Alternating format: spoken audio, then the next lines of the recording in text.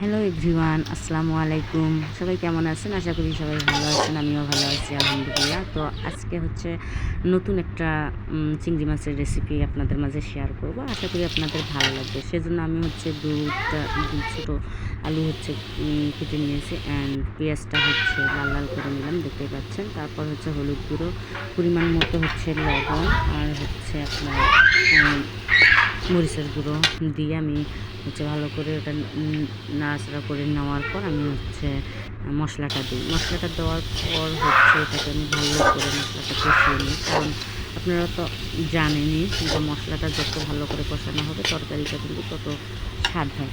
তো সেই রকম আমিও মশলাটা হচ্ছে ভালো করে কষিয়ে নেওয়ার পর হচ্ছে চিংড়ি মাছগুলো এখানে ছেড়ে দিলাম। চিংড়ি মাছ এখানে হচ্ছে হাফ কেজিরও একটু কম আছে। তো চিন্তা ছিল আমার করলা দিয়ে চিংড়ি মাছ ভাজি করার, কিন্তু করলা না থাকার কারণে আর কি আজকে হচ্ছে আপনাদের মাঝে আমি চিংড়ি ভুনাটা শেয়ার করলাম।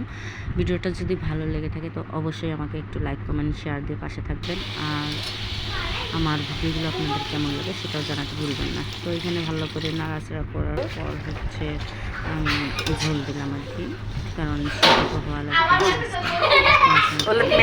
তারপর আমি হওয়ার পর এটার মাঝে একটু দুধ দিলাম। দুধটা দিলে টেস্টটা অন্যরকম আসে। আপনারা হচ্ছে যারা এখন এইভাবে খানি খেতে পারেন। তো ভিডিওটা কেমন লাগলো অবশ্যই আমাকে জানাবেন। ধন্যবাদ সবাইকে, সবাই ভালো থাকবেন।